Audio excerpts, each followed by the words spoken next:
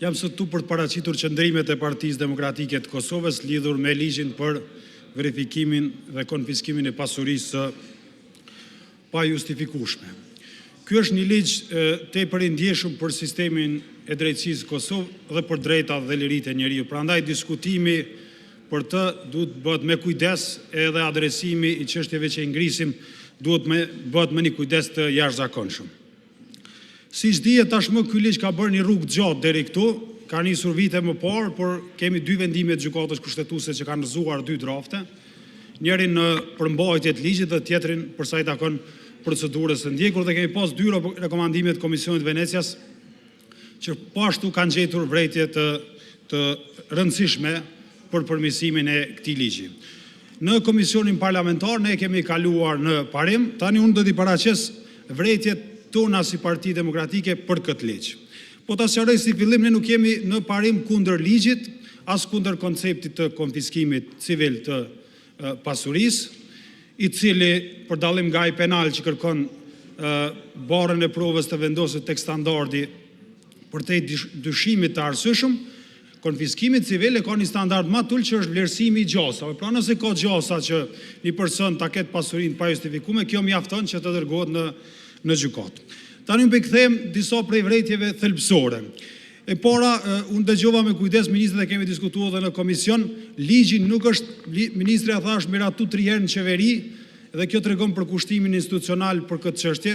Në fakt kjo tregon faktin që ligji deri këtu nuk është bërë mirë dhe është rrëzuar 2 herë në gjykatë kushtetuese, prandaj sot debati profesional për me adresu secilin vërejtje dhe jo politik është veçanërisht i rëndësishëm. Vërejtja jonë e parë si parti është që për këtë ligj s'ka pasur konsultim publik. Ligji është rrëzuar nga gjykata kushtetuese për procedurën e miratimit këtu dhe do duhet të vijë në konsultim publik para miratimit të qeverisë, siç e kërkon rregulloria e punës e qeverisë. Kjo nuk ka ndodhur. Është keq sepse një ligj kaq i ndihshëm duhet të nënshtrohet një debati jo vetëm nga njerëzit e zakonshëm, por nga profesionistët veçanërisht, edhe do duhet me i dhënë shans çdo njeriu në Kosovë që më dhon mendim për këtë ligj. Kryetare, nëse mund hap pak më se shumë zhurmë, është Pajtohemi nderuar deputet, ju lutem që të mbani qetësi, sepse për deputetët është shumë e vështirë që të flasin dhe në anën tjetër të ketë zhurmë. Ju lutem që ta respektoni deputetin Gruda. Faleminderit. Konsultimi publik është një standard që e kërkon gjykata jonë kushtetuese, e kërkon kushtetuta, e kërkon Komisioni Venecias në atë që quhet lista e kontrollit për sundimin e ligjit. Kështu që mendoj që ka qenë një lëshim që nuk do duhet ndote. Unë e kam dhënë një ide në Komision Parlamentar, ja kam thënë edhe ministres që ne mund të organizojmë mes 2 leximeve, mund të organizojmë atë që quhet konsultimi publik legjislativ, ku ne mbas miratimit sot hapim konsultimin publik si Komision për Legjislacion, mblidhemi të gjithë, i adresojmë vërejtjet, e draftojmë një draft final i cili adreson të gjitha vërejtjet e gjykatës kushtetuese dhe sillim kuvent për miratim. Mendoj që kjo është rruga që çush mund ta bëjmë ligjin në përputhje me kushtetutën dhe të marrim votat e gjithë deputetëve në kuvent për të kompenzuar mungesën e konsultimit publik që s'ka bërë qeveria. E dyta, vërejtja e dytë, gjykata kushtetuese ka bërë vërejtje për ligjin, ka thënë nuk mund të lini çështje për t'i rregulluar me akte nënligjore. Çdo gjë duhet ta caktoni me ligj, meqense ky ligj prek thellësisht drejta dhe liritë e njeriut, ato drejta dhe liritë e njeriut sipas standardeve të gjykatës europiane drejtë e njeriut, por edhe standardeve të përcaktuara në kushtetutën tonë nuk mund të rregullohen me akte nënligjore. Prapë është lënë që disa akte nënligjore të nxjerrë drejtori, që prapë mendoj që është gabim ajo dispozitë duhet të fshihet, edhe duhet që gjitha garancionet procedurale dhe materiale sa i takon lirive dhe drejtat njeriut të përshkruhen saktësisht në këtë ligj siç ka kërkuar gjykata kushtetuese. Tjetër vërejtje është mungesa e një mekanizmi efikas të kompenzimit. Nëse personit që i bllokohet pasuria del që nuk ka pasur shkelje ligjore, nuk e ka fituar në mënyrë të paligjshme, duhet i garantohet kompenzimi. Në ligj është një formulim i përgjithshëm, thuhet kompenzimi do të ndodhë sipas legjislacionit civil.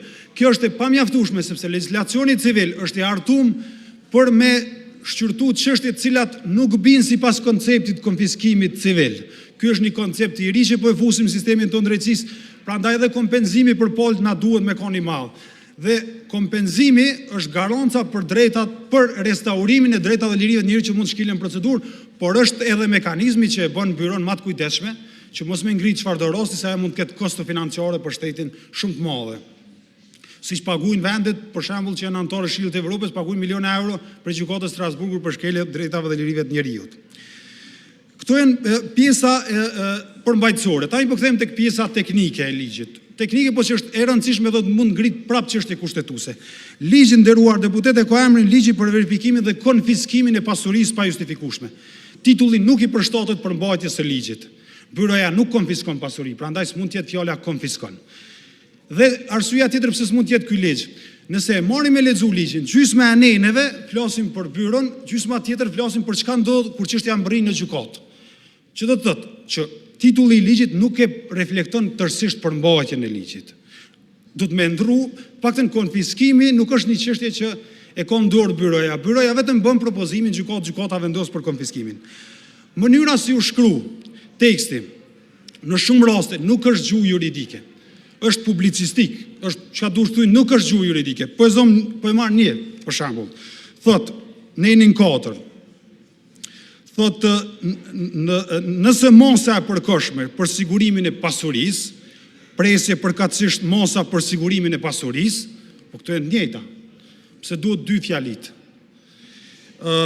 Masandej thot është urdhëruar përpara paraqitjes propozimit për konfiskim të pasurisë, dhe kur byroja nuk paraqet propozim për konfiskim brenda afatit nga paragrafi 1, 2 dhe 3 këtij neni, gjykata menjëherë zyrtarisht apo me kërkesë të palës në procedurë anulon mosën e urdhëruar dhe urdhon që pasuria të vihet në dispozicion të palës, thot neni që citova. Paragrafi 1 dhe 3 që citohen këtu flasin për kozgjatjen e mosës, jo për afatin e paraqitjes propozimit për konfiskim. Prandaj duhet me ditë a është ky afat për mosën a për byron. Kjo krijon pasiguri juridike për palët. Ky mund të jetë një element që erxon një vendim gjyqësor nesër për marrje pasurisë diku në gjykatë kushtetuese. Sot mund duket teknik. Ose për shembull neni 19 është një gabim po ashtu teknik, po që ka rëndësi për përmbajtjen. Thot përjashtimisht nga paragrafi 10, kur e lexon e shet që logjikisht i ka fjalën për paragrafin 9, se 10 nuk i vlen për këtë citat. Masandej neni 40 thot nëse byroja tërhiqet për propozimit për konfiskim të pasurisë, çështja konsiderohet res judicata. S'mundej me lënë këtë fjalë, s'është res judicata tërheqja nga çështja. Juristët dinë res judicata thotë çështje e gjykuar. Kur çështja merret, shqyrtohet në merit, konstatohet fajësia ose pafajësia. Në këtë rast kemi të bëjmë me koncept pafajësisë, konstatohet konfiskimi ose mos konfiskimi. Po s'mund barazohet tërheqja e byros nga rasti me efektin res judicata. Po ashtu ka çështje tjera terminologjike, dikun përdoret pasurie pa justifikueshme, dikun pasurie me fituar në mënyrë të paligjshme, dikun pasurie pa justifikuar. S'ka kuptim fjala e pa justifikuar, duhet të jetë pa justifikueshme. E plot gjëra të tilla, të cilat për këtë diskutim nuk po du me ngarku teknikisht më shumë. Unë i kam paraqit edhe me ministrin në komision gjitha këtu. Edhe kam afruar për kolegët me shkrim. Nëse ne si përfundim i japim shansë Kuvendit Kosovës që mes dy leximeve të organizojë konsultim publik, legjislativ si quhet rregullore, ne mund t'i adresojmë gjitha vërejtjet e gjykatës kushtetuese dhe ta kalojmë bashkë këtë ligj. Para se me ndodh këtu, Partia Demokratike e Kosovës sot do të abstenoj për me dhënë një shansë që na mes dy leximeve me përmirësu ligjin, me sjell përputhje me kushtetutën, me standardet e Komisionit të Venecias dhe në lexim dytë me miratu ashtu siç duhet. Nëse vërejtjet nuk adresohet, ne nuk mund ta kalojmë këtë ligj sepse unë jam i bindur që plot për këtyre dispozitave që përmenda dhe të tjera janë në shpërputhje me kushtetutën. Nëse ka vullnet që ligji të kalohet, duhet të jepet shans konsultimit publik, duhet të jepet shans përmirësimit të tij. Në të kundërtën, atëherë nuk është qëllimi për me miratu ligjin, mund ta kthejmë në instrument politik. Unë mendoj që nuk është interesi joni me kthy këtë ligj në një instrument të debatit politik, nëse është qëllimi me rregullu një çështje, me luftu korrupsionin, këtë rast duhet të punojmë seriozisht. Unë kam edhe plot vërejtje tjera, po shoh minutat ato që përfundova, me i paraqit, kështu që këto do të mund t'i paraqisim në atë që quhet konsultim publik legislativ midis dy leximeve. Faleminderit shumë.